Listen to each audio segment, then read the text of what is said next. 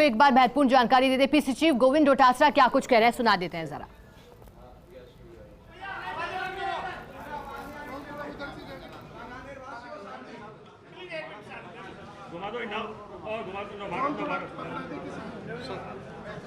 नाथूराम मिर्जा साहब की पुण्यतिथि के अवसर के ऊपर आज हमने उनको पुष्पांजलि अर्पित की है।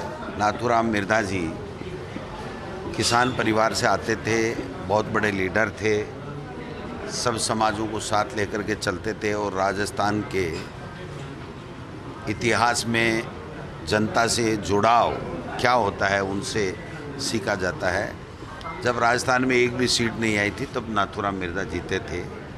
हमेशा किसान वर्ग के लिए उन्होंने काम किया, सब लोगों को साथ लेकर के चले और हमेशा के लिए कांग्रेस पार्टी को मजबूत किया। और जो किसानों की समस्याएं थी, गरीब की समस्याएं थी, उनको वो उचित स्थान के ऊपर उठाते थे, उनका निवारण करते थे। बहुत बड़े लीडर थे। आज के दिन हम उनके जीवन से, उनके जिस प्रकार की कार्यशैली रही है उससे प्रेरणा लेकर के हम लोग कांग्रेस पार्टी में काम करते हैं। तो आज का दिन हमारे लिए उनको पुष्पांजलि दिवस का। ये तो चुनावी मौसम है, अभी तो टिकटार्थी होंगे और आप देख सकते हो कि बहुत अच्छा उत्साह है। कांग्रेस में जो पीसी की तरफ से हमने तय किया था कि दो पीसी के मेंबर जिलों में जाएंगे, तो सब जगह जिलों की मीटिंग हुई है, ब्लॉक की मीटिंग हुई है, ब्लॉक से आवेदन आए हैं, फिर जिलों में 3 से लेकर 5 तक के पैनल बने हैं। अब जो यहाँ आएंगे फिर हम पीसी दोबारा करेंगे जल्दी और पीसी में उन सब चीज़ों पे चर्चा करेंगे। हमारी स्क्रीनिंग कमेटी के जो अध्यक्ष और 2 मेंबर बराबर सब लोगों से, प्रमुख नेताओं से मिल रहे हैं।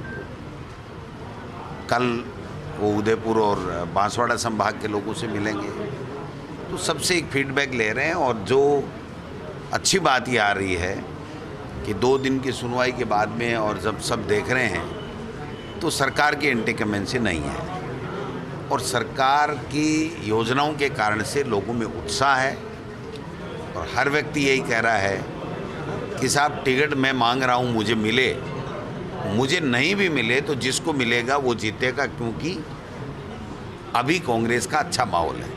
और जिस प्रकार राहुल गांधी जी ने जो यात्रा की है और जिसके बाद में जो एक से एक घोटाले केंद्र सरकार के उजागर हो रहे हैं, जिस प्रकार की संवैधानिक संस्थाओं के दुरुपयोग की जो कुचेष्टा कर रही है, लोगों को कुचलने की चेष्टा कर रही है केंद्र सरकार, इससे देश में ही नहीं पूरे विदेशों में भी एक चर्चा का विषय है कि क्या लोकतंत्र भारत में कमज़ोर हो रहा है, क्योंकि लोकतंत्र को संवैधानिक संस्थाओं से कुचला जा रहा है, कुचलने का प्रयास किया जा रहा है। सरकारें जिस प्रकार से जनता बनाती है उसके ऊपर भारतीय जनता पार्टी हमले करती है और उसके बाद में कोई भी नेता, आप मुझे बताओ कि क्या इस देश में कांग्रेस या इंडिया जो अभी हमारा गठबंधन बना, उन्हीं के नेताओं के खिलाफ छापे ईडी, इनकम टैक्स और सीबीआई की पढ़ने के लिए कोई संविधान में संशोधन कर दिया इन्होंने, कोई पार्लियामेंट में कोई संशोधन कर दिया कि भारतीय जनता पार्टी के तमाम नेता ईमानदार हरिश्चंद्र हैं? यहाँ किसी के यहाँ कोई चर्चा आपने सुनी हो तो मुझे बता दीजिए कि साहब किस प्रकार से भारतीय जनता पार्टी के लोगों के भी कोई होंगे, उन्होंने भी कहीं कोई गड़बड़ की होगी, उनकी फाइलें भी कहीं चल रही होंगी, उनके भी इनकम टैक्स पूछ सकता है, उनको भी ईडी पूछ सकती है। नहीं, अघोषित कानून में संशोधन केंद्र की मोदी सरकार ने कर रखा है, लेकिन हम बाबा साहब के संविधान को मानने वाले लोग हैं। महात्मा गांधी जी और हमारे महापुरुषों ने, कांग्रेस के अनेक नेताओं ने त्याग, तपस्या और बलिदान से आज़ादी दिलाई और स्वर्णिम भारत बनाया है। और ये जो लोकतंत्र है वो दुनिया में सबसे मजबूत लोकतंत्र है, इसके ऊपर ग्रहण नहीं लगने देंगे, इसको मजबूत रखेंगे, निडरता के साथ में काम करेंगे, जनता के मुद्दे उठाएंगे। ये कुछ भी जतन कर लें, हम जनता की सेवा करेंगे। सर, वो पूर्व स्पीकर कैलाश मेघवाल ने जो सवाल उठाया था सर, उनको नोटिस दे दिया है बीजेपी। वो तो उनका काम है, तो मैंने तो दिया नहीं। भारतीय जनता पार्टी देखिए, अब वो तो उन्होंने बोला होगा, तो क्या बोला, क्यों बोला, सोच समझ के बोला होगा, क्या बोला मैं उसमें नहीं जाना चाहता, क्योंकि मेरा विजन नहीं है। कोई बीजेपी का नेता क्या बोले अपनी पार्टी के नेता के लिए, तो मैं उस पर टिप्पणी नहीं करूँगा। सर, डोडवाना में 2 दलितों की हत्या हुई है एक्सीडेंट के बाद, बीजेपी आरोप लगा रही है कांग्रेस पे। कहाँ पे? डोडवाना आपकी डेडवाना। नहीं, घटनाएं कौन मना कर रहा है, घटनाएं नहीं होती। तो बीजेपी आरोप लगा रही है। बीजेपी के पास है नहीं, क्या मुद्दा क्या है?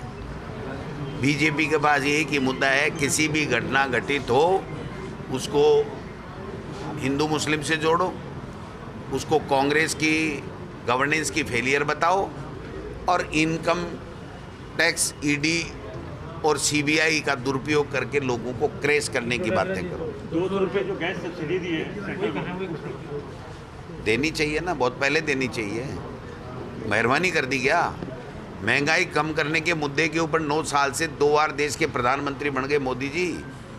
तो अगर 200 रुपये की गैस सिलेंडर में दे दिया, हमने तो 700 रुपये कर दिए भाई, 1200 का बिक रहा है, हम 500 में दे रहे हैं, तो क्या एहसान थोड़ी कर दिया? क्या एक सब्सिडी 200 रुपये की देने से, सस्ता करने से क्या महंगाई देश की ख़त्म हो गई क्या? पेट्रोल डीजल पे क्यों नहीं कर रहे हैं? जो एक्साइज ड्यूटी वो ले रहे हैं, केंद्र में जमा कर रहे हैं, उस पर कम क्यों नहीं कर रहे हैं? उस पर कम, उस पर कब रिलीफ देंगे, मैं पूछना चाहता हूँ। तो ये अब हम जब काम कर रहे हैं, 10 तरह की गारंटी दे रहे हैं, तो कह रहे हैं चुनावी हैं। अब इनके चुनाव नहीं आए क्या राजस्थान में और 4 स्टेट में, और इनके 24 में चुनाव नहीं आ रहे हैं क्या 8 महीने बाद में? तो क्या ये कर रहे हैं? वो तो सब कुछ जनता के हित में, और हम कर रहे हैं चुनाव के लिए। क्या बात कर रहे हैं?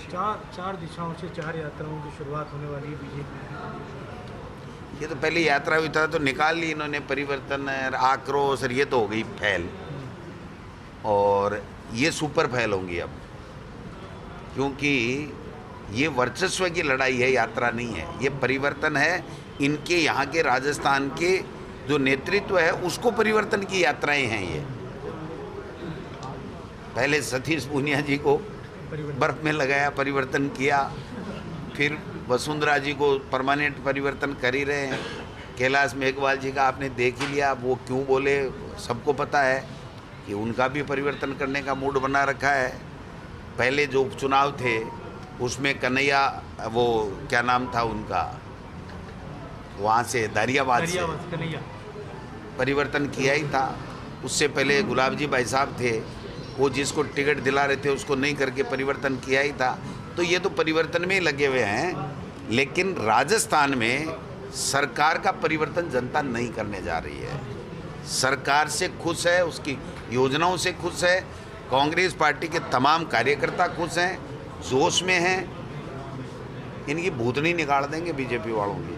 सर, क्या इस बार आप बड़े नेता, क्या 2 जगह से चुनाव लड़ने का प्लान बना रहे हैं? भाई, किसने बोला, क्यों बोला, तमाम निराधार बातें हैं। मैं कांग्रेस का सिपाही हूँ, मुझे कांग्रेस पार्टी ने 3 बार लक्ष्मणगढ़ से चुनाव के लिए टिकट दिया, मेरी जनता ने मुझे आशीर्वाद दिया, मैं 3 बार जीता।